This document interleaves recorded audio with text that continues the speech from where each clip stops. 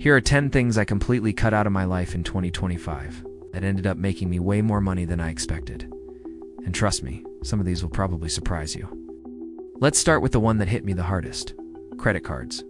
Not the card itself, but the way people let them eat their wallet alive. One of my closest friends from college got super hyped about a new card sign-up bonus. He used it to buy a new couch and a bed. Nothing crazy.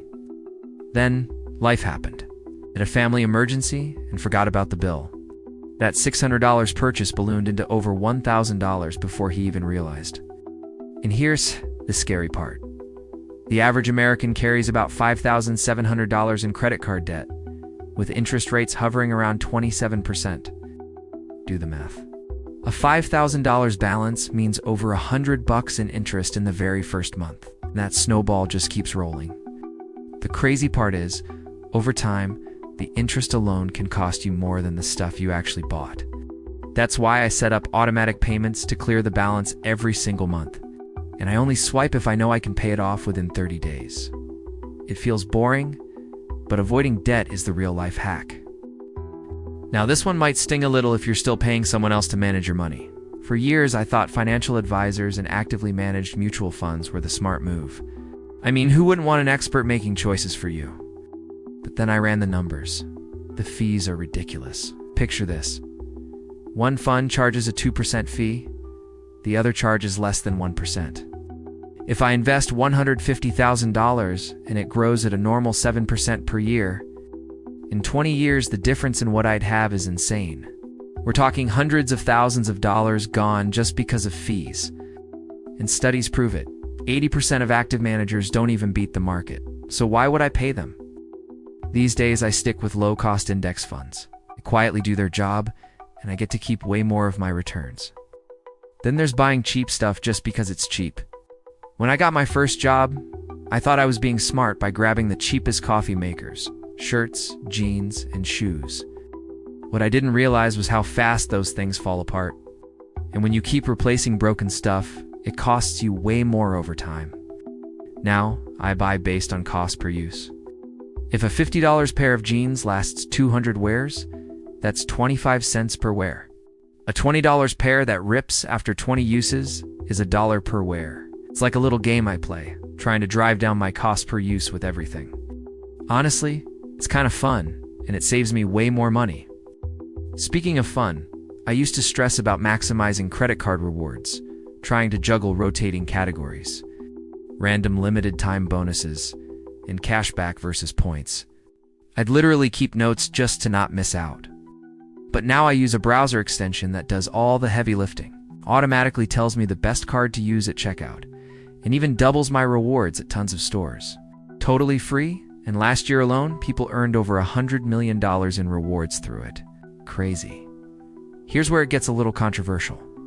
Coffee. I was addicted. For nearly a decade, I'd start every day with a steaming cup of black coffee. I loved the taste, loved the buzz, but then by noon I'd crash hard. To get back on track, I'd pour another, and another. Before I knew it, I was stuck in this roller coaster. 5 months ago, I swapped coffee for green tea, and the difference blew my mind. The caffeine in tea hits slower because of this compound called L-theanine. It makes your energy last all day instead of spiking and crashing. And I'm saving money too. I can still enjoy tea lattes when I want to get fancy, but the best part is the productivity boost. Something else that was quietly draining my wallet? Buying things on sale. Growing up, my house was overflowing with random pots, pans, and gadgets that were still unopened. My mom bought them just because they were half off. But here's as the trick stores play. They make you feel like you're re-saving money when you're actually spending money. A $50 item on sale for $25 isn't saving you $25, it's costing you $25. Now I keep 2 lists. Things I need now, which I'll buy even if there's no discount. And things I want, which I'll wait to buy only if they go on sale. That way the purchase is intentional, and whatever I save goes straight into investments. I even track it visually on a savings goal sheet, which is way more motivating than just watching my bank balance. Next up is alcohol. Living in New York, it's basically part of the culture. Going out after work, networking events, rooftop parties, it's everywhere. I was never a heavy drinker, but even 1 or 2 would trigger the dreaded Asian glow. I'd turn red, get hot, sometimes get headaches. And the more I looked into it, the more I realized how toxic alcohol actually is for people who react that way. These days, I've mostly cut it out. If I'm on vacation, sure, but in the city, I'll just order a Coke Zero or sparkling water. I don't miss it, I save money, and I don't wake up groggy the next day.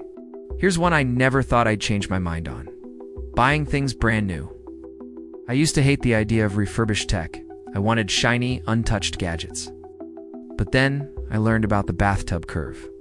Basically, brand new products are more likely to break early, before the company figures out the weak spots. Refurbished gear? Those have already been tested, fixed, and are often more reliable than something brand new. Plus, they're cheaper. I buy refurbished iPhones, laptops, even headphones, and I've had fewer problems than I did with new ones. Luxury brands were another trap. In college, I felt like I had to keep up. Everyone had flashy watches, designer clothes, the latest sneakers. I couldn't afford them, and honestly, I felt left out. But with time, I realized the truth: nobody cares. Buying a $10,000 watch to prove you're successful is just an expensive way of playing a game you don't have to play. My favorite watch now is a $30 Casio, and I love it. The only time I'll splurge on a brand is if there's actual functional value. For example, I'll buy a Dyson vacuum because it's lighter, more powerful, and makes me actually want to clean. It's worth it. Let's talk gifts. I have a big family, which used to mean dropping hundreds every holiday season. But 2 years ago, I started giving thoughtful, affordable gifts instead of expensive ones. I keep a secret note on my phone. Anytime someone casually mentions something they like, I jot it down. Birthdays and holidays roll around. I grab something from the list. The best part? They're usually inexpensive, like a book or a mug, but people light up because it shows I was paying attention. And studies back this up. People don't care about the price, they care about the thought. Finally, books. In school, I spent hundreds on textbooks we barely cracked open. It turned me off from reading for years. But now I use an app called Libby that lets me rent ebooks and audiobooks for free with just a library card. It's like Kindle plus Audible, but without the cost. Honestly, it reignited my love for learning, and it doesn't cost me a penny. And here's the big takeaway.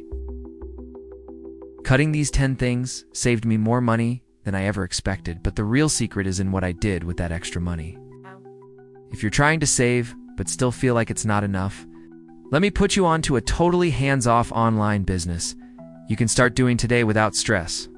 Without inventory, without having to show your face on camera, it's selling simple PDFs online. This is probably the most passive business you will ever come across. I'm talking about literally sitting on the couch while sales come in on autopilot.